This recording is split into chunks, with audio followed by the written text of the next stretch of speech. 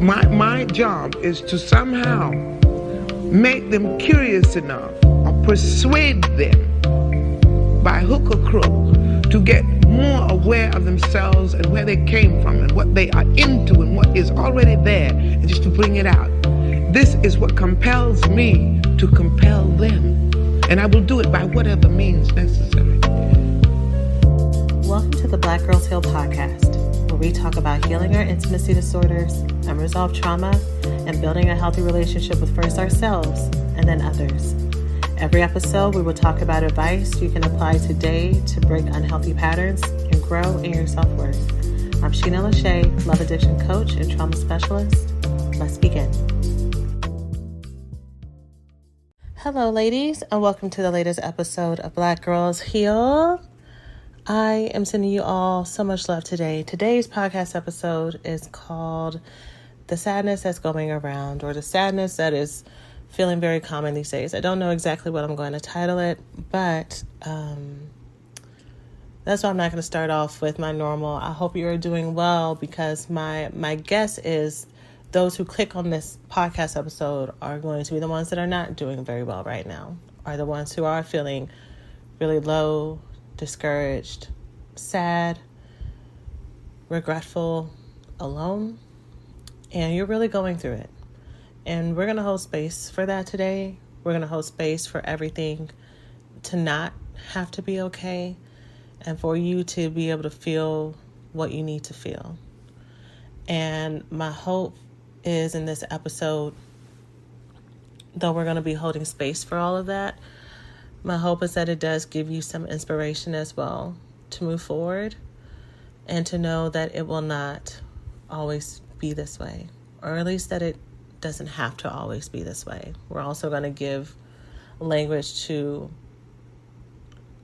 for you to not have to feel like things get better tomorrow, because I think sometimes when people try to encourage us when we're feeling low and they use words like it'll get better, the urgency behind it, even though they're not telling you to get better, it feels like it. It feels like, okay, see the positive, change your mindset. It's going to get better in the future, so you can start feeling better now. And I think there's times and place for that, but I feel like when we are mourning, or when we're sad and we don't know why, or we're sad and we do know why, there's space to feel those feelings as well. So that's what we're going to talk about today. Thanks for listening to this week's podcast. Before we get started, let's take a small break to say thank you to this week's sponsors. So at the time I'm recording this, we are in holiday season, and I couldn't put my finger on if what I was seeing and feeling was something that most people were seeing and feeling, or if it was just myself and the people within my friend groups and people around in my family. Like, am I making this up? And, today I'm like, no, I think that this is something that's trending. I feel like that this is something that's in the water. And I know that seasonal affective disorder is real and it happens. And I know that for many of us, the holidays are triggers because of loved ones that are not here, because of hopes and dreams that we wanted to have done that have not happened, to things that we may have lost. And it feels like all that sadness feels a lot deeper this year. And I was talking with a friend, and I don't think we have any deeper clarity on the why behind it. Outside of that, it just is. I mean, we can hypothesize and say we've spent 2 + 3 years under COVID and felt the lapse of time, and this is the first year, depending on where you live in the States or beyond, where we've actually had a chance to regain our life. And so after the pausing of time and seeing where life is, for some of us, it can be really great. And for some of us, it's a reminder of what feels like the time lost, what feels like what should have been, of the doors and relationships that have closed, on new holidays and experiences with people lost, and not having holidays and experiences with the people that we yearn to have those experiences with.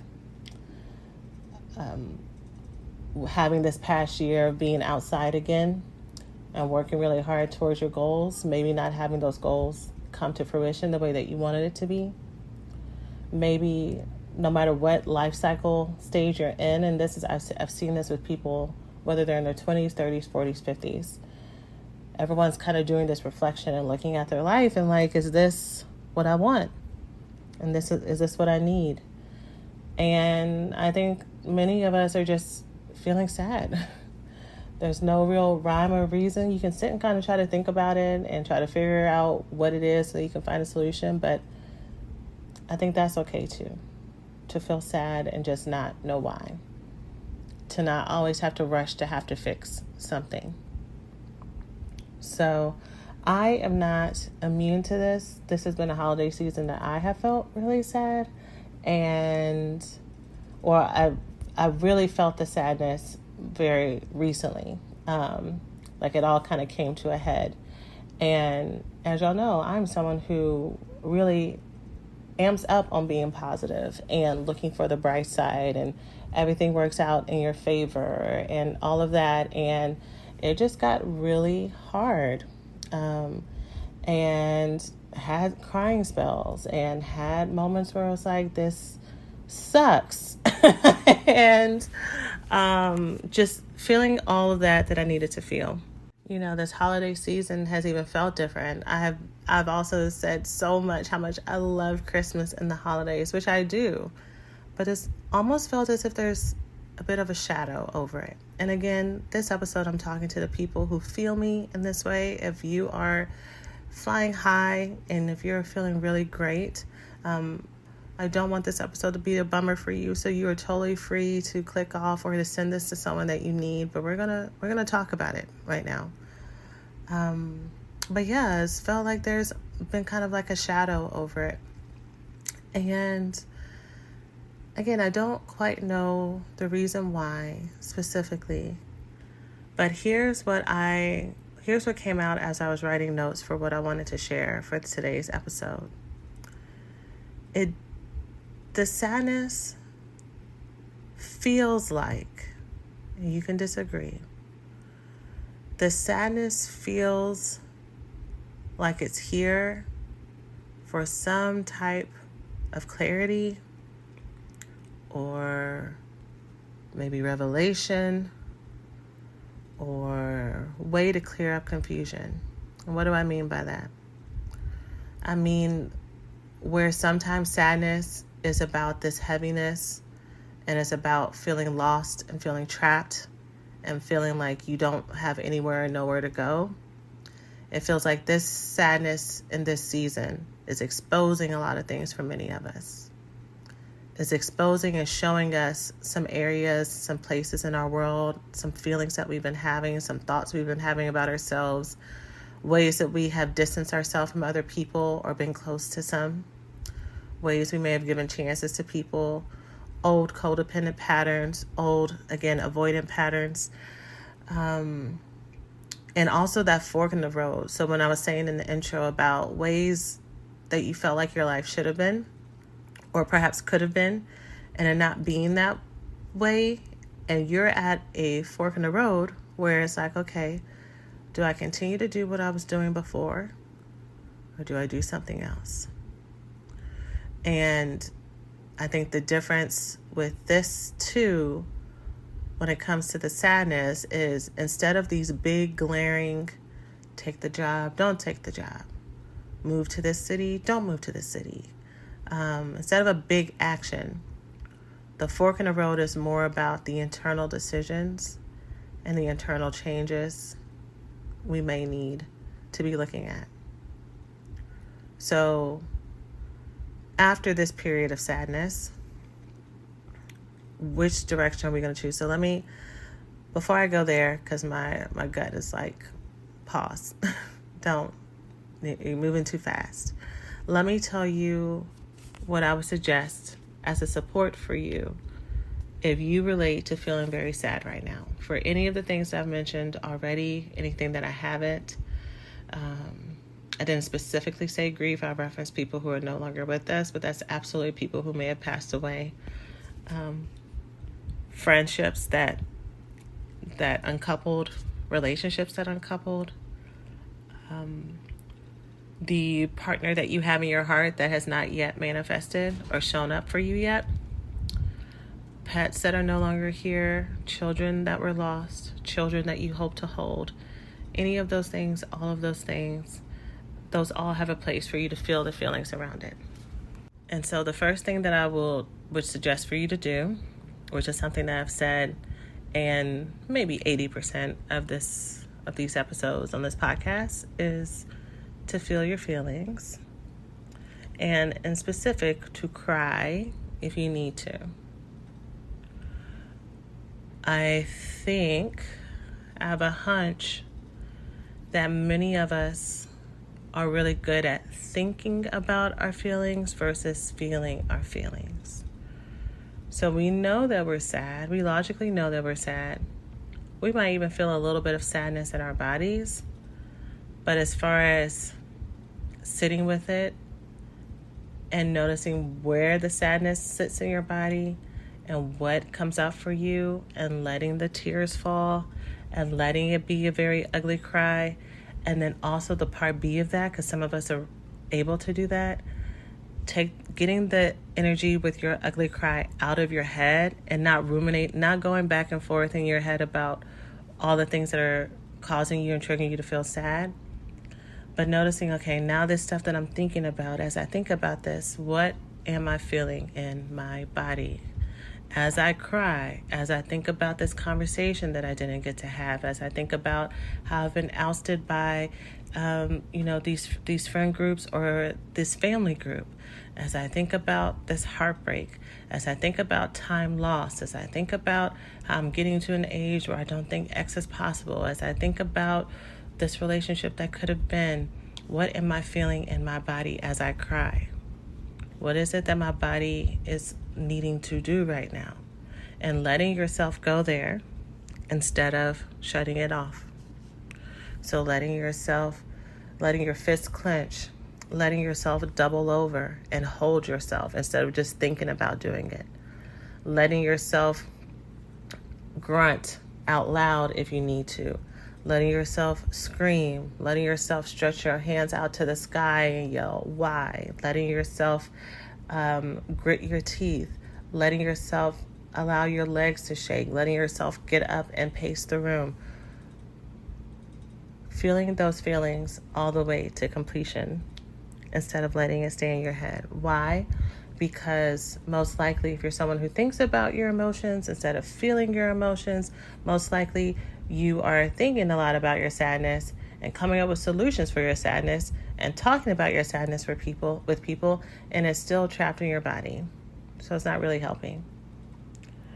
I want to repeat at this point that the goal for this episode is not to help you rush through your feelings, because chances are, if you relate to what I just said, you've already been doing enough solutions. So this is not meant to be one more thing on your to-do list, but a way for you to comfort and hold yourself during this hard time and this hard season.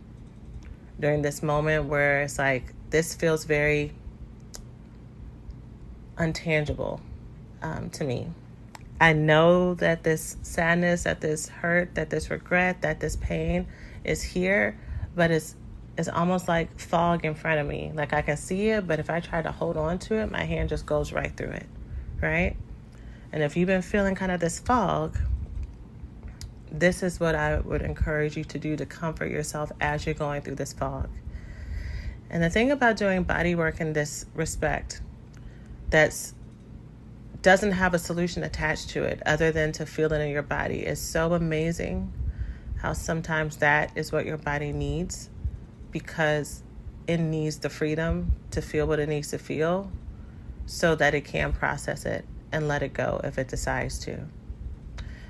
If it's still there, that you can process some of it so that your head stops becoming more as cloudy as it is, so that you can show up at parties and events and not have to fake a smile the whole time because you got out some of that sadness fully through your body, instead of it shutting down, your body systems and causing stress in your back or in your neck or headaches or any and all the ways that stress shows up in our body.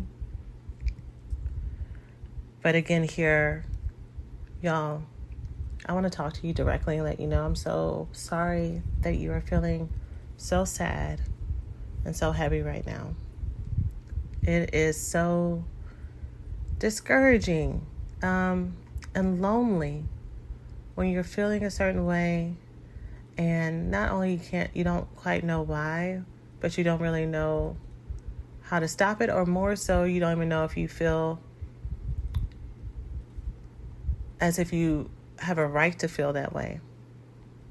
You know, one of the things that I had to burst through myself and taking the things that I tell y'all is, you know, there was one point in my waves of like roller coaster and everything that I was like, I feel so lonely. And I did the thing that we do sometimes where we're like, you shouldn't feel lonely. You have this and this and this and this and this. And that didn't help me. That berating, that criticizing did not help me feel any relief. It only made me feel more bad. It made me feel worser. It didn't help me feel relief or self-compassion or self-acceptance. I wasn't that voice. That voice of encouragement, the voice of criticism, self-criticism can sometimes be mislabeled as encouragement until we catch it and we start to learn what the voice of encouragement and motivation and self-love and self-acceptance looks like. Those voices don't degrade us. They don't berate us. They don't condemn us. They only hold. They are safe. They're secure. And they comfort and they uplift. That is the voice of love and connection. And we can have that same love and connection for ourselves. So how did I get to a place of where I could acknowledge all the stuff that the critical voice was trying to tell me you shouldn't feel this way you have? I had to cry, y'all. I had to cry. I had to do the ugly cry. I had to feel it all the way in my body. I had to feel it for as long as I needed to feel it without trying to rush myself through it and say, oh, that's enough. That's enough. You know, God's got you, you know, this, that, whatever. I had to go and feel it until I couldn't feel it anymore, or until I needed to take a breath, right? Literally, like, take a breath. And I noticed whenever that breath came, there was a reset. And then what I was trying to do before, the gratitude, that's what it actually was. I was trying to do a gratitude practice, but only felt like I was trying to gaslight myself. Once I was able to feel my feelings, the gratitude practice actually took hold. I was actually able to write down the things that I have, the people that I have, what I have going for me, all the abundance of blessings that I have. And I was like, hold up. I have so much. And it felt real. It didn't feel like I was like, look, you know, be grateful for what you have. It was like, I'm grateful for what I have. Like, I don't know if like the difference in the tone that I want to have is communicating clearly when I say that, but it was rich and it was real. And I started smiling and I started laughing and I was like, oh, I'm okay. I'm okay and I'm going to be okay. There was still some sadness. It wasn't 100% because, like I said, I feel like the sadness is really an exposing sadness for many of us. It's like keep going along with this fog metaphor. It's almost like many of us who are feeling this way, we have this mirror in front of us. We've been in the bathroom where the mirror has been fogged up, and we are wiping away the fog to see what's here, to see ourselves again, to see ourselves anew after everything has been cloudy and warm and muggy for so long. And you know, the thing about saunas is saunas are really great because they detoxify, but they're also pretty uncomfortable. If you're not used to the heat, if you're not used to that humidity, if you're not used to sitting and tolerating that, it can feel like, is this even worth what's on the other side of it? And for those who are sauna lovers, you will say that it is. So my hope in me saying this, I'm hoping that I'm saying this for someone who needs it, for someone who connects to this. My hope is that the sadness that you're feeling is not the type of sadness that just automatically disappears when spring comes and it's like, okay, well, I guess I'll see you next year. Like, I don't know why you came and for what purpose, but sucks to suck. And I guess, I guess I'll just enjoy this while I can until it gets cold and gray next year. No, my hope is that this sadness is really going to help us make this next year or this next season, for those who don't like to operate off of new year, new me mentality. But with this next stage that you're in, I hope that you use this for direction towards your purpose. Hey, we hope you're enjoying the podcast so far. Let's take a quick break to say thanks to this week's sponsors. So, looking at this crossroads that I mentioned before now, bringing it back. This crossroads is really about all the things that have been making you feel less than ideal, whether it's a set of people, whether it's a set of circumstances, whether it's how you talk to yourself and how you feel about yourselves. For me, my season has been ways I've been limiting myself, ways that I have been continually exposed to me for ways that I've been playing it safe in almost every area of my life, and going with what's comfortable and going with what's familiar. And I've outgrown a lot of it. Some things that I want is tapping into that part of me that's like, not only is it possible, but is it possible for me? Is it possible for someone like me? Is probably closer to the phrase. Going into deeper levels of spirituality and God, going into deeper levels of love. And I've said this before, sometimes the good things are the most terrifying because they're risky. Because when you're learning, the more you grow, the more you realize you are not in control. And the more you realize for you to actually get everything you want, it means to surrender more and more. And for those of us who are very used to being in control and used to operating in that place, it can be very scary. So for me, my crossroads looks like, okay, Sheena, are you going to continue to try to play it comfortable and get all of these things that are coming along with it?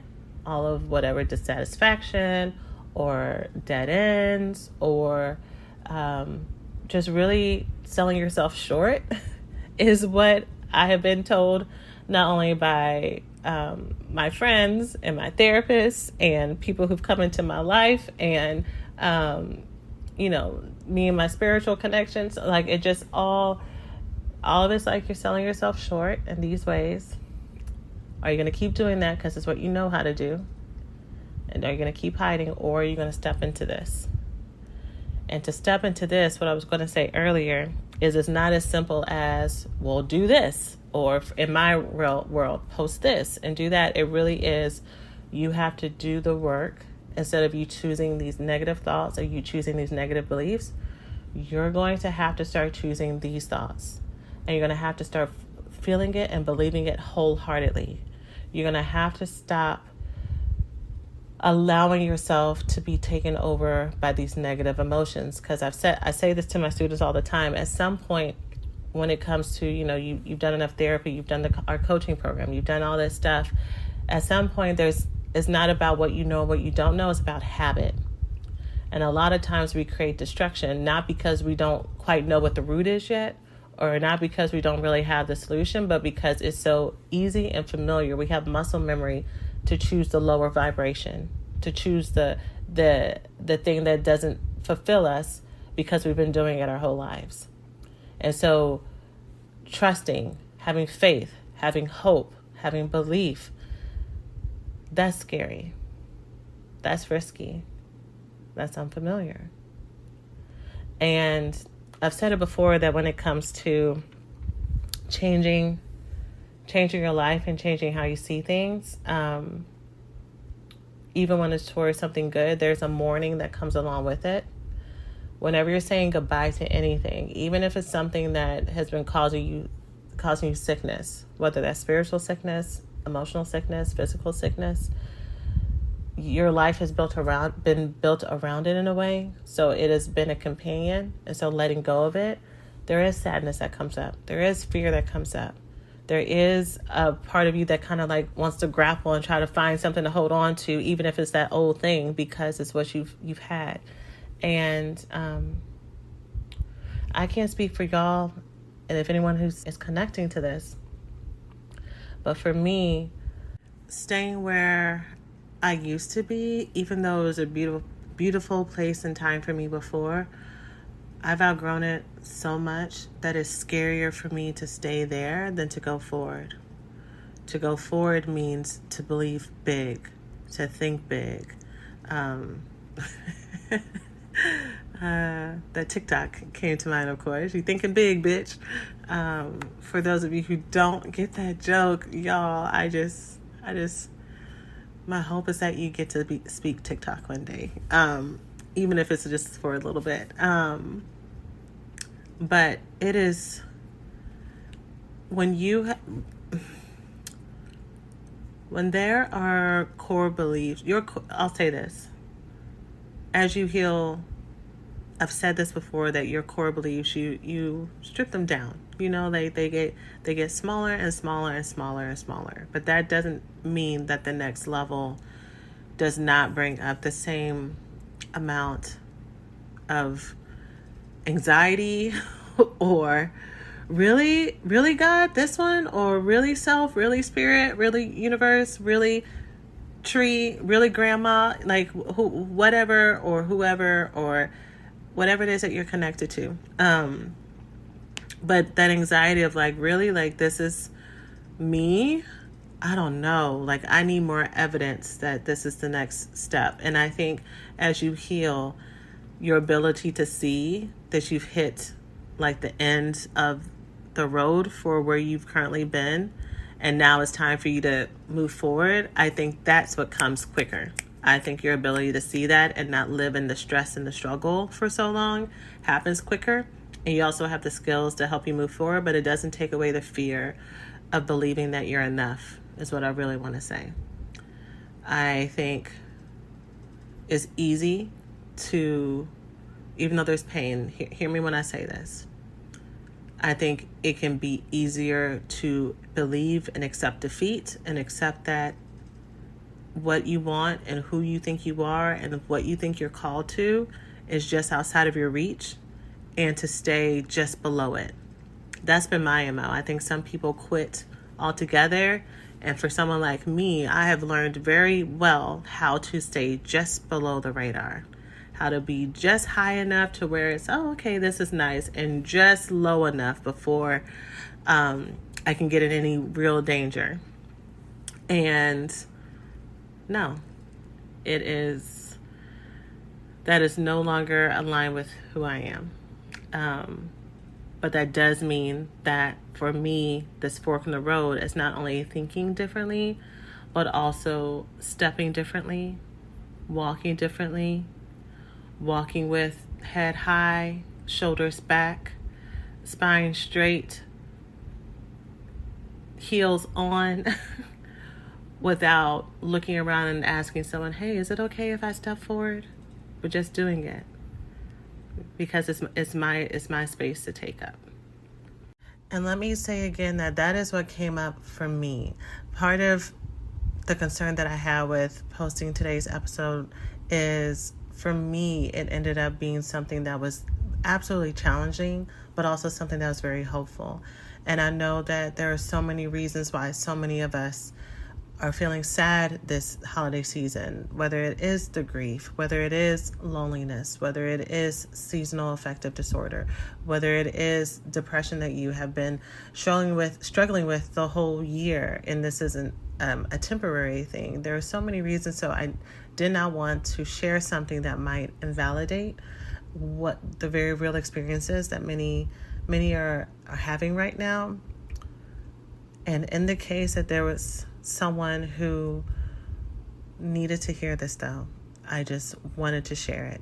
And if nothing else, to give access to another perspective or perhaps set of tools that can help you with this season, especially if it is either contrary to how you normally feel or it is how you have felt a lot and you're looking for something else to do to help you walk through it. And in so many areas of my life, I was telling this to somebody as I was talking about like a different place that I found out that I was selling myself short and not asking for everything that I could or that I want. I was like, damn, like, is this everywhere? And that's usually that's why I say wherever you go, there you are. And why I talk about when I teach here, I talk about whatever your entry point to healing is great, because you change one area of your life, you end up changing them all. So if you come in to work on your relationships, that's going to expose so many ways that you have been thinking and viewing yourself, and things that have happened in your family, and things that are happening in friendships, and things that happen or are not happening in careers, all interconnected. So wherever you start, the only way for you to move forward in one area is to help you move forward in all other areas.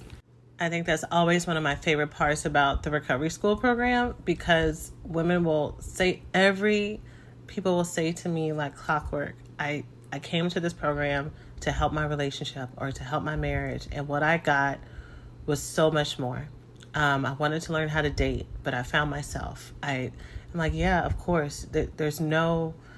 It's impossible to not do that. It's impossible to not have your life change when you're actually working through these things. So if to this point you have resonated with, I feel the sadness, it feels like a fog, it feels like something that I can see but I just can't touch, it feels like it's overlaying, and it resonates that some things may be being exposed. Maybe it's not even required that you know what those things are.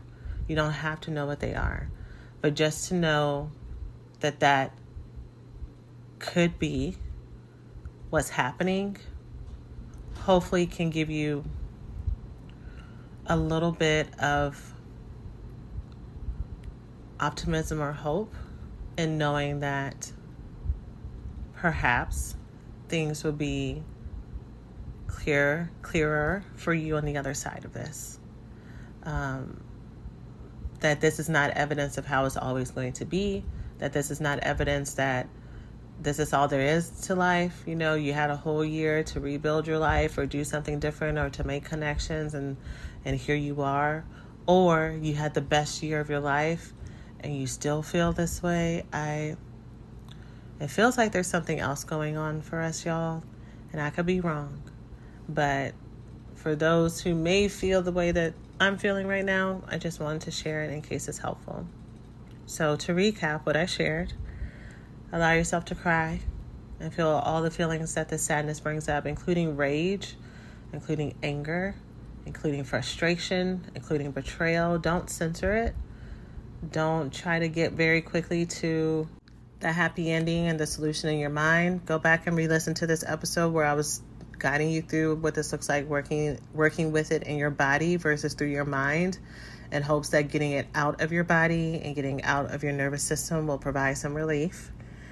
And after that, see if you're more open to doing the skills or the tools that you may have at your disposal that haven't been working up until now, because your body has been so heavy with it. And if you relate to seeing some things where you're kind of at that crux where it's like, okay, do I keep doing what I've been doing? Do I keep believing what I've been believing? Do I keep holding grudges? Do I keep counting score?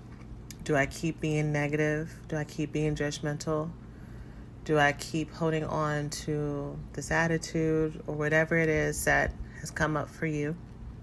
Or do I attempt to do something completely different? Or hope and believe in myself in a completely different way?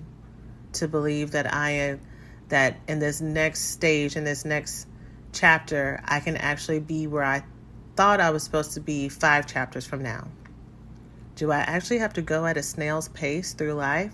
Or is it possible that I could move quantum speed and quantum distance by changing how I feel about myself, by doing this internal work? And also, am I open to hoping for that and believing for that? And maybe not. Maybe it's not all that for y'all. But if it is, I wanted to share it here. You are totally free to, during the season 2, to just feel what you need to feel, to not follow these steps.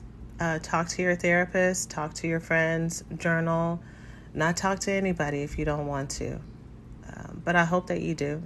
And I hope that you do not hang on to this and try to do it on your own. I can tell you, for me, walking through the ups and downs of sadness with my friends and telling them about it and having them hold space for me and me hold space for them has been the most comforting thing through all of this. And I wish the same for you. So that's all I got for this week's episode, y'all. Again, I'm sending you so much love.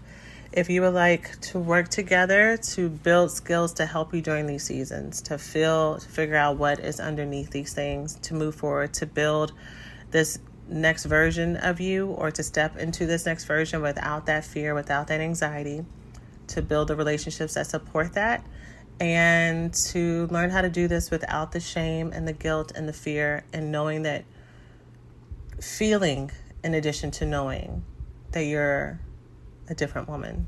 I would love to have you in our Recovery School program. You can go to therecoveryschool.com and enroll, and we can be working together in 2023 and feel the beauty of being supported by the other women in the program and your peers, and would love to help you get that clarity and feel that confidence and feel that relief within our school. That's it for now, y'all. I will see you in the next episode. I'm sending you all so much love, comfort, and hugs. And if this is an important holiday for you, I do want to wish you the merriest of Christmas. With love, take care of yourselves. Hey, so thanks for listening to today's podcast. If you enjoy what you've learned, it doesn't have to stop here. You can check out the blackgirlsheal.org website and grab the worksheet for this week's episode or any of your other favorite episodes from our shop with an overview of the main points, healing circle discussion questions and journal prompts, and challenges that you can take with you into the week. Also, you can check out any of our other self-study and coaching programs, resources, and freebies to help you heal from the intimacy disorders of love addiction, love avoidance, love deprivation, and the trauma that causes it. The best time to start or restart your healing journey is now. We hope you enjoy all of these resources, and until next time, remember you are so loved, and we'll see you in the next episode. Take care of yourselves.